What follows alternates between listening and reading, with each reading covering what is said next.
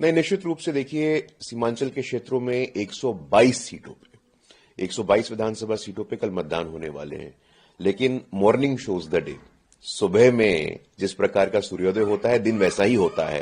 तो हम लोग आश्वस्त हैं, हम आशान्वित हैं कि जिस प्रकार से भारी जनादेश बम्पर वोटिंग पहले फेज में हुआ है, नीतीश कुमार जी का सुशासन, मोदी जी की मेहनत, 20 वर्षों का हमारा ट्रैक रिकॉर्ड, महिला कल्याण, मतदान और मोदी नीतीश की जोड़ी, हम आश्वस्त हैं और आशान्वित हैं कि कल 11 तारीख के भी वोटिंग में भी हमें इसी प्रकार से बम्पर आशीर्वाद मिलने जा रहा है और आगामी 14 तारीख को 2/3 बहुमत के साथ एनडीए सरकार बनाने जा रही है। इन सब के बीच राहुल गांधी बिहार में थे और बिहार के पूर्णिया में उन्होंने कहा कि हम साफ साफ कहना चाहते हैं कि Narendra Modi, Amit Shah, chief election commissioner Gyanesh Kumar vote की चोरी कर रहे हैं। और इतना ही नहीं, उन्होंने कहा कि पूरा प्रयास बिहार में भी चल रहा है, आप लोग सावधान रहिए। जेन जेड बिहार के यूथ को कह रहे हैं कि आप अपनी रेस्पॉन्सिबिलिटी को समझिए, विजिलेंट रहिए, पोलिंग बूथ पर विजिलेंट रहिए, वोट की चोरी हो रही है। नरेंद्र मोदी और नीतीश कुमार वो काम कर रहे हैं अंबानी और अडानी के लिए।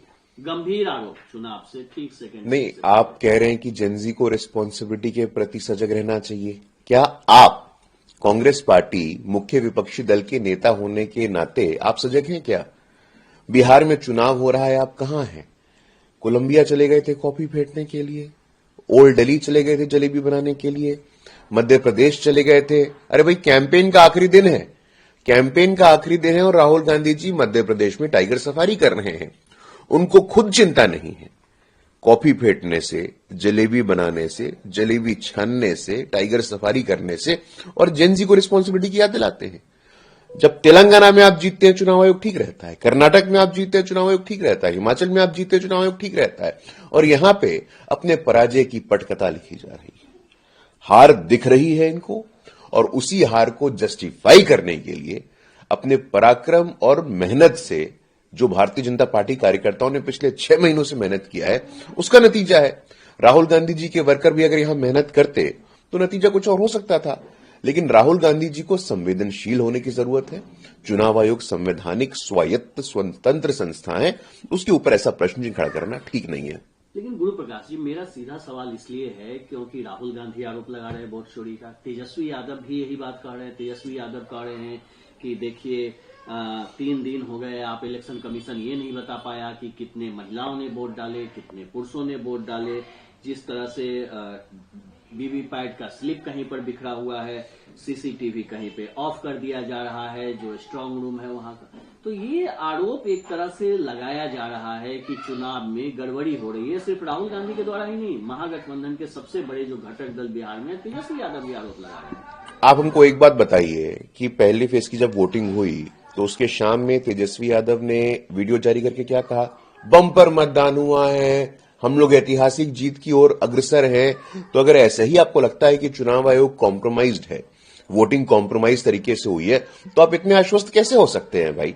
मुझको समझ में नहीं आता है। और मैं आपको एक बात बता दूं कि ये पटकथा है। एसआईआर को लेकर के भी जिस प्रकार से इन्होंने बिहार में एक आंदोलन शुरू किया, तेजस्वी यादव ने रियलाइज कर लिया। तेजस्वी यादव को इस बात का इल्म हो गया कि जमीन पे इसका कोई संबंध ही नहीं है।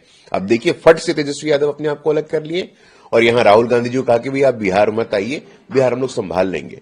तो बिहार के लोगों में कोई मुद्दा नहीं है भैया। 7.5 करोड़ से अधिक बिहार के मतदाता, 99.9% से अधिक लोगों ने कोई शिकायत नहीं दर्ज की। क्लियर है, ट्रांसपेरेंट है, कॉन्स्टिट्यूशनल है, कॉन्स्टिट्यूशनली मैंडेटेड है। अगर कुछ गड़बड़ी होती, आपके मन में संदेह होता, तो आपका विवेक सर्वोच्च न्यायालय के विवेक से ऊपर हो गया है क्या?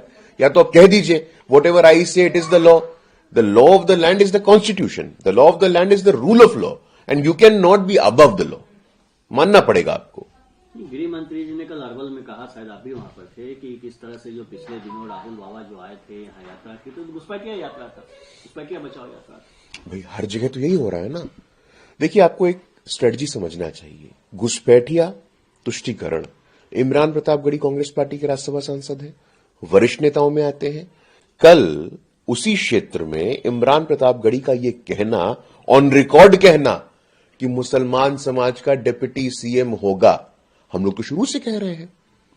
एक दुर्दांत अपराधी शहाबुद्दीन के बेटे को आरजेडी का पहला सिंबल जाता है और कांग्रेस के अलावा और कांग्रेस के इमरान प्रतापगढ़ी यह कहते हैं कि मुसलमान डिप्टी सीएम होगा। क्या लग रहा है आपको? यह सामाजिक न्याय के नाम पे तुष्टीकरण की राजनीति हो रही है। गौड़ाबोड़ाम में क्या हुआ? मुकेश सहनी जी के भाई सन ऑफ मल्ला अस्मिता मल्ला सम्मान का प्रतिनिधि करने वाला व्यक्ति गला घोट दिया गया ना उनकी राजनीतिक महत्वाकांक्षाओं का। क्यों गला घोटा गया? क्योंकि वहां तुष्टीकरण की राजनीति करनी थी आपको।